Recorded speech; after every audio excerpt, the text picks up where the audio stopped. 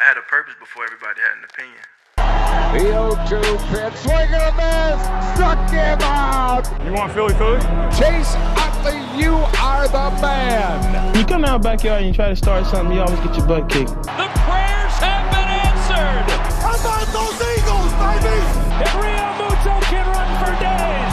Can you feel what's about to happen on this field, man? A perfect game. Roy Halladay has thrown the second perfect game in Philadelphia Phillies history. Alright, we're back with another episode of Philly Talk here. This episode's going to be kind of different because, I wasn't really taking a lot of notes during this week on some of the games. And then also, as you see from the thumbnail, the draft happened for the Eagles, so I want to talk about that. So, not going to be as detailed, with a lot of this stuff. But so, starting off when we're looking at the Phillies real quick, 19-10, pretty good so far, still second in the NL East. A game and a half behind the Braves. Still very close there. We're tied with the Guardians, the Yankees, and the Braves for the most wins in the league at 19. A really good improvement from last year, because I forgot the stat. I think someone said by this point we were 14-15, 15-14. I think somewhere around there. We're 19-10. That is 9 games above 500. And we're battling as hard as we can for that first place spot. But of course the Braves, like I said, their lineup is very good. And they're just going on a win streak the same as us, and it's a bit difficult. We did have 2 pretty bad losses to the Reds in this stretch. One of them, because there was a lefty on the mound, they went with a really weird lineup. And then also in that game, Christopher Sanchez really struggled a lot. But they went with a really weird lineup in this game where Whit Merrifield was at second, Pache was in left, Sosa was at third, Bohm was at first. And having Bohm at first was really a struggle because you really saw his defensive struggles be highlighted in that game. And then in the second game, of course, because they're going against another lefty, they're sitting a bunch of guys as well. Again, Bohm was at first, Merrifield and Sosa second and third. It was like, I just didn't understand sitting, Brandon Marsh and Bryson Stott. I'll keep saying that. I don't understand why we sit a lot of these guys, and people will bring up the fact that, they don't hit good against lefties, this and that. One, I'll keep saying it. How do you expect someone to improve if you don't give them those opportunities? And two, the guys that we, have them sit out for, they don't do any better. Again, I'm not trying to hate on him, but Pache in this game, zeros all across the board, only had 1 walk and 2 strikeouts in his 3 plate appearances. I just don't understand it, But those 2 games we struggled, but the last game we win it. Gave Wheeler a ton of run support. Gave him a ton of run support and win that game 5-0. We then went on the road finally. We were still on the road with this Cincinnati, but we went to the West Coast now to take on the Padres. First game with Nola, win that one 9-3. Really got to the Padres from the start. We got a 4-run inning in the third, and just consistently kept scoring. This was a really good game. We saw Schwarber get a leadoff home run. We saw Harper go deep. Brandon Marsh went deep. Nick Castellanos got his first one. I missed it because we were helping my mom with something. My dad and I missed that, but Nick got his first home run. Good to see that. JT got a home run. A lot of great stuff in that game, And yeah, Nola did really well, 8 innings, only 3 earned runs, 1 walk, 10 strikeouts, only 1 home run. Really good outing from Nola. Same thing from Wheeler in that Cincy game, real good outing from him. 6 innings pitched, no earned runs. Kirkring and Hoffman are doing really well. Then Ranger comes in. He loses his scoreless inning streak. He went 32 innings scoreless. He lost it in the 8th, but Ranger has just been so good this season. 8 innings pitched, 1 earned run, only 3 hits, 8 strikeouts. He's always super nonchalant on the mound. They got to Dylan Cease kind of quick. We saw Alec Boehm hit a home run off of him.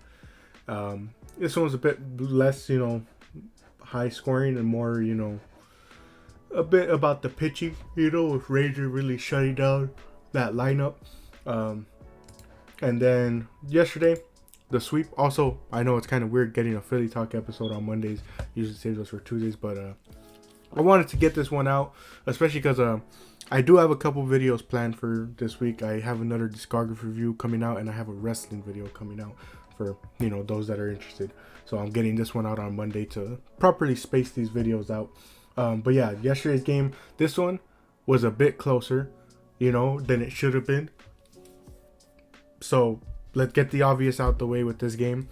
Taijuan Walker was back and on the mound, and he was looking good through the first 3 innings. Like, he had such a low pitch count, but then he let up a 3-run home run, I think it was. I can't remember if it was a 3-run home run or not. I feel like it was. Or it might have been a 2-run home run. I honestly forget. But he let up a couple runs, and then he kept going, got his way all the way to the 7th, where, he still had his pitch count really low. Like, I think in the 7th, he was barely at like 80-something pitches. He got through the first 3 innings before he let up that huge home run. He only had like 20 pitches, and it was like, dude, that's kind of crazy that he's keeping his pitch count low. But then we get to that 8th inning or 7th inning, and really, this one's kind of on Rob Thompson for keeping him out there that long, especially because we've seen him be conservative with a lot of guys when they're coming off of injury, and it's like he just completely disregarded that this time. And it's like, instead of taking Taijuan out and putting Hoffman in, who did quick work when they put him in, they just kept Taijuan out there, and he let up I think this is where he let up a 3-run home run. Not what you want to see. So it makes his stat line look even worse. He has an 8.53 ERA to start off. Not what you want to see. But Hoffman comes in, closes that inning out. Then Junior Marte comes in, completely shuts him out. Not laying up any hits, runs, nothing. Not walks, nothing. And then Jose Alvarado comes in to close it out. And we win this one 8-6. Sweep the Padres. As someone who resides in Los Angeles, I'm a Philly fan, but I do, because of, where I've grown up, I do have that distinct annoyance, dislike, whatever word you want to use, for some of the teams here, like the Giants and the Padres. But happy to see them get the sweep here on the Padres. Happy to see them stack wins like that. And they looked really impressive in this series, I think that's the most important / best part to look at all this, is that they looked really good. There are some like nitpicks you could have, like some guys struggling, but for the most part, you saw a lot of improvement from a lot of these guys. Hopefully Castellanos is going to be off to a better start. This game in particular, he was really good at getting the walks. We're so used to Castellanos swinging at things outside the batter's box and all that. He did really well here, getting 3 walks in this game, scoring 2 of the runs due to his walks. Bryson Stott had the 2 home runs with Nick on base, which was real cool to see, like a deja vu little thing. What else? Really nothing more. I mean, a lot of the guys, like I said, they're looking good. Especially so far when you're like looking at what's the way I want to put it? Like, when you're looking at their stats so far this season, they're looking pretty good so far. The pitching staff is doing really well, aside from a couple outliers like Sir Anthony Dominguez, that's really been struggling as of late, like especially in that Cincinnati series. He really struggled, but so far it's like you're not too upset with a lot of the different stat lines. Like, you're still waiting for Nick to heat up. He's still at a he's still at a .179 batting average. So you're hoping he can improve and really get going after this series. But everyone else is like, they've been improving really well. Like Alec Boehm right now is batting .365. Trey Turner's batting .339. Those 2 guys have been really hot during this stretch. Brandon Marsh is at a 291. Johan Rojas is at a 250 flat. Looking real good. Everyone's sort of shaping up nicely. They're starting to get into their rhythm, and that's basically all we've been saying these past couple episodes. It's just let them get into a rhythm. This is a much hotter start to April than we were used to in so many of the past years, and I'm just happy that they're really getting into a rhythm. Their next 3 games are against the Angels, and then from there they come back home to face off against the Giants, I believe, is who's next after the Angels. Let's see. Yeah, it's 4 games against the Giants. Should be interesting. A lot of West Coast teams they're facing off against. This Angel series should be interesting, but it should be one that they win. Getting back to the pitching staff, like I said, they've been so good. Ranger 1.32 ERA on the season. Nola 3.2. Oh, that was the thing in that one game. Nola let up, I think I can't remember if it was a 2-run home run or just a home run. I forgot what it was. He let up a home run or let up a couple runs, and it was literally right as he got below a 3 ERA that he let up those runs, and I was like, dang, man. He was literally just starting to get his ERA lower, and then boom. Zach Wheeler 1.93. Spencer Turnbull 1.33. Christopher Sanchez 2.96. As we said, Hoffman 1.38, Marte 2.13, Strom 1.8. They're doing really good, but again, you have a couple other struggles like Alvarado. He's been good. He's just trying to get his ERA from those early game struggles that he had. Like I said, Sir Anthony's really struggling. He has an 8.68.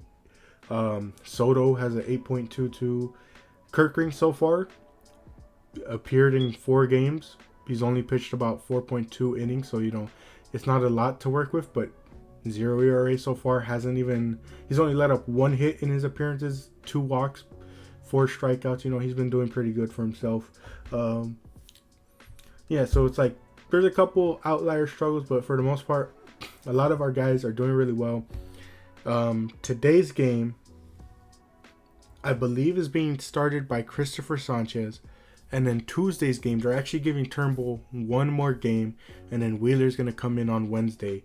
Now, I know Wheeler doesn't really like the extra, rest day, but it would be really interesting if they were to turn to a 6-man rotation if they feel Turnbull can stay healthy enough, and if, they feel that he can start doing well enough, that it won't affect them later in the year, And if you go to a 6-man rotation, it would definitely keep Wheeler and Nola and Ranger, a lot healthier heading towards that the postseason, because that's the main goal, is to make it to the postseason, have them, healthier, throwing their best stuff, and especially with all the pitching injuries that are going around, you don't want to risk anything, But then again, who knows? Maybe the extra rest might do something, and maybe because they're so used to throwing, after the 5th day, of rest, or the 4th day. I forget how many days of rest it is, but it's like that sort of thing. It's like they're in such a rhythm and pattern that maybe disrupting it might cause issues. Who knows, but real good stuff from the Phillies this week. Super excited for things to come. But the next thing to talk about is the Eagles draft. This was very interesting, especially because, I'll be willing to admit I wasn't as in tune with this class as previous years. Like we saw last year and the year before, or I don't think did I do a video last year on the draft? I don't know if I did a video last year on the draft. I know the year before, I don't know if I did one, but I definitely mentioned it. But it was I'm pretty in tune a lot of times with at least the prospects and knowing the prospects. But this year I wasn't really informed a lot, especially because due to the nature of where the Eagles were picking, it was a lot of the top talents that I was hearing about, I was okay, well, they're not gonna fall to the Eagles. So it's I kind of struggled a bit with really looking at this draft class and understanding what would be the best pick, what is the pick I want to see my team make, because in previous years I've had that sort of mindset where it's I at least have an idea of what I wanted the Eagles to do.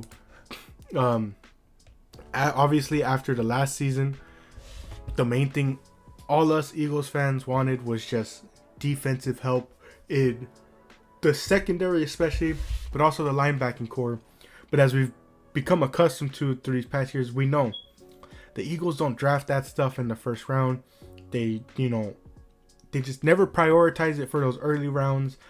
The one sort of criticism we've always had with Howie Roseman is that, despite recent years him turning it around, it's been pretty consistent that, throughout his tenure that he's always trying to like wait till the later rounds to get like a sneaky pick and all that. And it's just like, yeah, that could work, but you also could have gotten a high-end talent in the first round. Now, again, you never know how draft picks are going to pan out. Not everything's guaranteed, but it's like a lot of times you're like, you want to see him use that capital of like the first, second rounds to draft, these needs. But instead, a lot of times we're so used to him going a different route, such as, we're going to get an offensive lineman or a defensive lineman in the first round and then wait till like the third, fourth round to start getting corners and linebackers. But he surprised us this year, somehow falling to them at the number 22 pick, Quinyon Mitchell out of Toledo. Now, I've done my research since. I've gone to my, sources that I like to see for their input, especially because, again, I wasn't super informed with this class, so I want to see what was some other people kind of saying to get an idea. And, I understand it. Toledo, not a big school. A lot of people might question, how is he going to transition out of a small school like that? Especially compared to the other guy, Arnold, out of Alabama. A lot of people might look at him more highly, especially because of the talent that Alabama plays. So that's some concern with him, but it's also like I've seen a ton of people just happy, especially because they drafted a corner in the first round. It's like it's been so long since they've done that. It's been so long since they've prioritized that, and it's good to see that they prioritize it. We then get to the second round, and they draft Cooper DeJean out of Iowa, and every Eagles fan was like, they went 2 corners? We are not used to seeing our, priority picks, the first and second round, be used with such value like that. Like, it caught all of us off guard to be like, they got 2 corners, so they really want to improve that secondary. We had 2 more second round picks, and we traded them. We had a pick from New Orleans that we traded to Washington, and then we had another pick that we traded to Washington. And then a couple of our third rounders we also traded. I think we had the pick that we got from Washington in that trade, we traded to Houston. And then the one we got from Houston, we traded to San Francisco. And with our third pick that we got from San Francisco, we got Hunt out of Houston Christian. Very small school. A lot of people thought this guy was getting drafted straight out of high school with that name. Don't know a lot about him, but from what I've seen, definitely seems like a project type player, but could be very good, on the edge for us.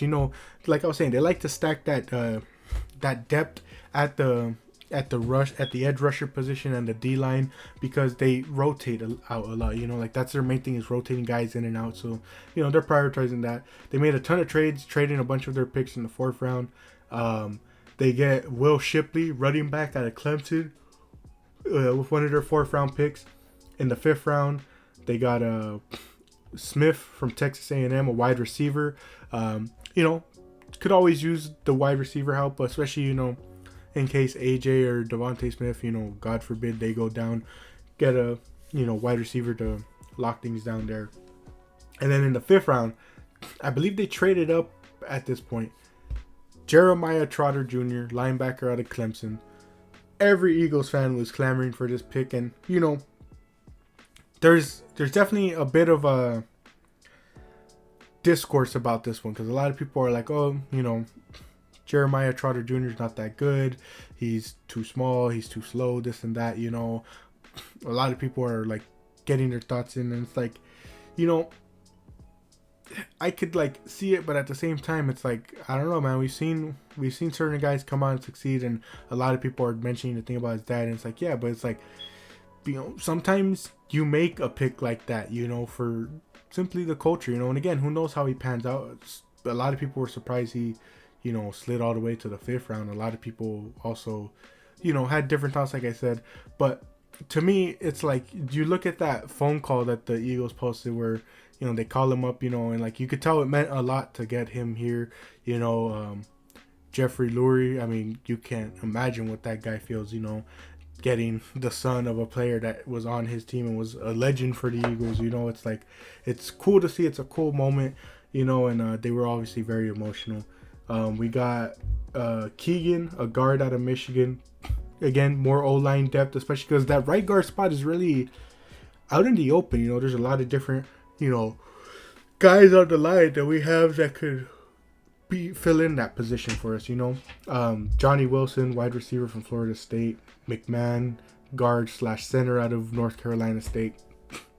When it comes to these guards, all you got to know is if Jeff Stoutland approves them, that's all you need, man. Jeff Stoutland's going to come in, Jeff Stoutland University, and do his magic, do his work with them. And then also, the Eagles signed Mekhi Becton. That is the big old tackle from former first-round pick from the Jets who, you know, just couldn't stay healthy. Definitely is a bit oversized, you know. I don't want to make too many comments, but like, he's pretty big weight-wise, you know. So like, it's more of a project pick, you know. Like, Jeff Stoutland's obviously, again, if he can make magic with this guy, it could be a real great, what's it called, a low risk, high reward type signing. But yeah, pretty good draft for the most part. A lot of people happy with this draft, especially because it's like they prioritize corner. And, you know, I saw someone say it, you know, and I hope to bring it up later in the season if, you know, we're doing well. But it's like, people posted a picture from the wild card game where Jeffrey Lurie, you just see him sitting there in the stands just with this like look on his face, and everyone's saying like it was literally in this moment where he was like, we're going all in, you know, like this can't happen again, like the way they struggled this past season, you know. And it's just like, I hope to never see something like that again, because again, you could go back through the beginning of the season till the end with the Philly talks, and you could just hear me every week not have the confidence in this team, you know. Even when we were 8-1, you don't hear any sort of confidence in my voice, because I was watching this team. I was watching the way they play, and I was like, this isn't winning football, you know. Like this, like people want to talk about, oh, you know, the collapse, this and that. You ask any Eagles fan, they saw it coming from a mile away, man. Like, we tried to have hope for that team, but we were watching the way they were playing, and every single time in our heads, we were just like, this is a team that's not, like, this doesn't look like a Super Bowl winning team to me, you know, especially defensively with all the defensive struggles. It was hard to have confidence in this team, you know. So now it's just hoping that with these changes that they've made, there's a change in the culture, you know, that locker room culture from last season. Hoping for a lot of improvement. They look really good there, man. There's so much to be excited about for Philly football, Philly baseball. Can't say the same for basketball. I know I don't talk a lot about basketball. It's not really the most interesting sport to me personally, and I don't like it a ton. But also, the biggest thing to me is also the culture of it all. Like, you've seen a lot of people having this discussion. You know, it's just not the same as, you know, the Eagles and the Phillies, you know. I've been there with the Eagles and the Phillies through all their bad seasons. Through the, no, it wasn't 10. It was 11-year drought, you know, that the Phillies were in from making the playoffs and were awful, you know. I was telling my dad, you know, it's like, at least during those times, there was still, like, something to look forward to with a lot of those teams, you know. Even when they were completely terrible, it was like you still found ways to watch them. With the Eagles, it's like even when they were going through their tough seasons, like you were still able to watch the games and still feel something, you know, like that something was in the works in a way, you know. Like, basically the way I was explaining to my dad was that, you know, to me it's the owners, you know, like Middleton is willing to invest in the Phillies, and the moment he brought in Harper, he was willing to go the moment Harper came in, I mean, you know, he was willing to go all in and just open that checkbook to improve this team. But even before all the guys like, you know, Nick Castellanos and Kyle Schwarber, you know, before they came in and it was just Harper and Hoskins and Nola, you know, like even before Wheeler came in, it was like, even before all that, you know, you still in a sense, had hope for the team, you know? Like, I'll never forget watching him, and, like, especially, like, when Harper's first season, the seasons after, like, when JT came, it was, like, you still watch line, and, like, yeah, the collapses hurt, especially, you know, the September collapse for the Phillies, those hurt, but it was, like, you still at least had investment in the team, you know? With the Eagles, Jeffrey Lurie is such a good owner, you know, willing to, you know, pay for the talents, willing to work his magic, you know, with Howie Roseman. But also, it's like, you know, he cares, you know, like I mentioned the Jeremiah Trotter thing. Go watch how, like, he literally, you could tell he, like, is close to being in tears because of how close he was to the Trotter family. Like, you hear him say, like, oh, you know, tell your dad congrats, you know, and I loved your mother. You know, if you don't know, Jeremiah Trotter's wife and Jeremiah Trotter Jr.'s mother passed away in 2023, I believe it was. I believe that's what I saw.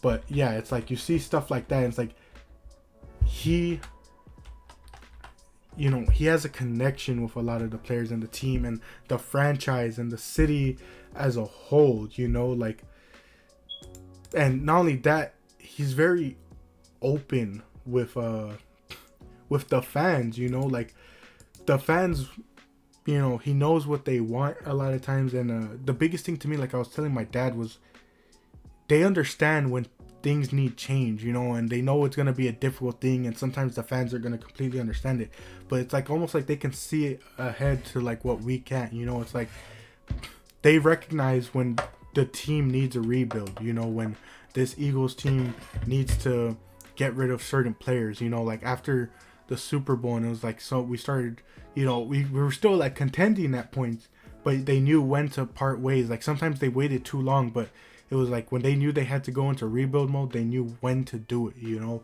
And at least during that rebuild, you knew there was an end goal in mind. There was a destination in mind of where to get back to. And I'm rambling on and on about this to basically just say that with the Sixers, you never got any of that, you know. All the way back to the process, there was no destination in mind with the way they were playing. All you just knew was, we're gonna be awful and tank and get first pick after first pick and just draft as many guys. But then it was like, they went and drafted a center 3 years in a row. They had 3 centers on the roster. I think even at one point it was 4, and everyone was like, what is the end goal of all this? You know, like, where are we going with all of this? And even when they started getting good and started contending, it never felt like an actual like winning culture, you know. And personally, especially to me, you know, you hear a lot of Philly fans, or Philadelphia, my gosh, a lot of 76er fans say it. It's like their best shot was with Jimmy, and they let Jimmy walk, which, you know, I know that wasn't under current ownership, you know, and like that's the thing, they've gone through changes a ton with general managers and owners and coaches, this and that, and it's like there's so much change that it's not like the other teams change, you know, where they're changing with a vision in mind. It's like this change comes off as desperate a lot of times, where they're just desperate to try and latch onto something to get something going, you know. And it's just like, I don't know if I know I'm just yapping and rambling on, but like, it's just the frustration with the 76ers, you know. It's like, it's why it's so tough to invest in, because like I said, there's no end goal in mind with this team, you know. At least with the Phillies, when they went out and signed all those guys, made those trades, you know, it's like you can see what the end goal is. Obviously, it's the same as any other year of like wanting to win the World Series, but it's like you saw the vision of like, okay, they brought in Harper because they want Harper to now be the attraction to bring in more players, you know. They want players to see the connection that Harper has with a lot of different guys, like Hoskins when he was here, Nola, you know, the different players, you know, they know his connection as well from his time spent on other teams, to be willing to, you know, to bring in those other guys, you know, like Kyle Schwarber, Trey Turner, Nick Castellanos, JT Realmuto. Harper was the one that wanted them to go after Realmuto especially, you know. It's like you saw that end direction of like, okay, here we're going. This Eagles team, was it confusing at the start when they drafted Jalen Hurts? Yeah, everyone was so confused. But afterwards, when he took over full time, yeah, a lot of us had our doubts. Like my dad and I would be the first one to tell you, we were a bit worried, and we're like, we want to see him develop as that passer, you know, and really develop that passing ability within him, you know. And it's like from there, you saw the vision, you know. You were like, okay, well, you know, the Carson Wentz stuff just didn't work out. This is our next quarterback that we're going to try and invest in, and it's going to take time. We got to redraft a lot of guys. We got to get rid of veterans and build from the ground up, while at the same time still making trades to bring in certain guys, you know. And then you saw that investment pay off when it was like, boom, we're trading for A.J. Brown. We're getting Chauncey Gardner-Johnson. We're trading for Hassan Reddick, you know.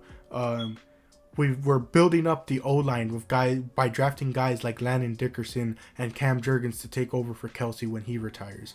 We're building this offense by signing a guy like Saquon Barkley to improve, you know. Just with this draft, we're going double corner to try anything to fix that secondary, you know. With the Sixers, what is there, you know, other than a bunch of contracts handed out that don't make sense a lot of times? Your biggest shining spots on this team are Tyrese Maxey and Joel Embiid, who, you know, sad to say, just is struggling to stay healthy, and is, you know, a lot of it is due to the fact that he's just trying to will this team to do anything, you know. And it's like, other than that, it's like, what hope is there, you know? Like, you look at this team when the season started, and it was just like, there wasn't, like, I just don't know. Like, I feel like at this point I'm just rambling on and on, you know. But like, that's just the thing I wanted to talk about when it came to the Sixers. And I'm sorry it turned like a bit of a rant, but it's just like, they need a big culture change, a big ownership change, something to change, you know. Like, something needs to change to get people back invested, because a lot of people are trying to say, oh, they're just fair weather fans. It's like, no,